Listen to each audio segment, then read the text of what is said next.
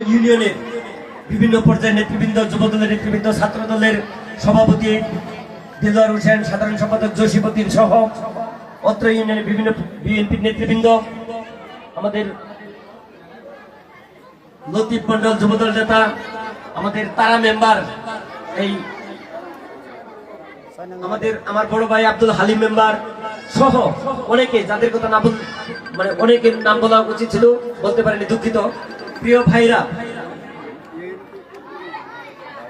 আমি আজকের এই শারদীয় দুর্গোৎসবে আয়নাবাড়ি পালপাড়া দুর্গা মন্দির পরিদর্শনকালে এই পূজা মণ্ডপ কমিটির যারা পূজারী রয়েছেন এবং এই পূজা কমিটির নেতৃবৃন্দ সহ সকলকে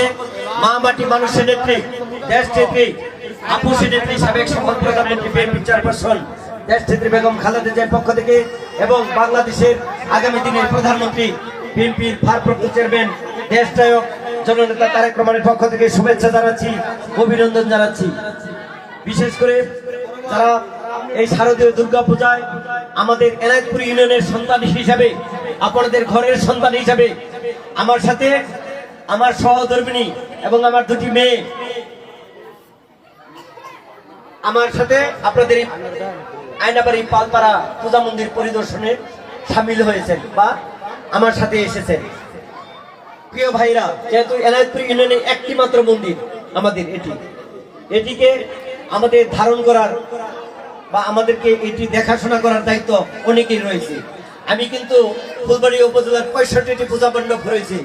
এই বছর, গত বছরের তুলনায় একটি পূজা মণ্ডপ বেশি হয়েছে। প্রতিটি পূজা মণ্ডপে কিন্তু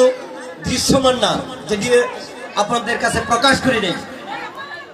প্রশাসনের কাছে জমা দেওয়া হয়েছে বা আমি নিজে জানি, সেভাবে কিন্তু প্রত্যেকটি পূজা মণ্ডপ কেন্দ্রিক বা প্রতিটি ইউনিয়ন ভিত্তিক আমি কিন্তু পূজা মণ্ডপ কমিটিতে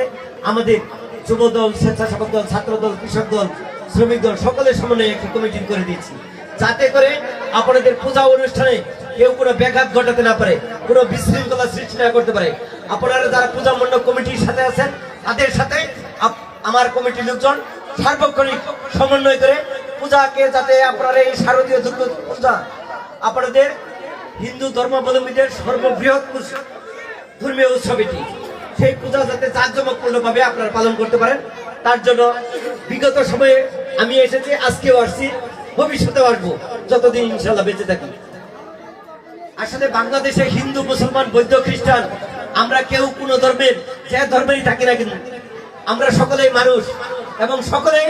আমরা বাংলাদেশে জাতীয়তাবাদী চেতনায় উদ্বুদ্ধ হয়ে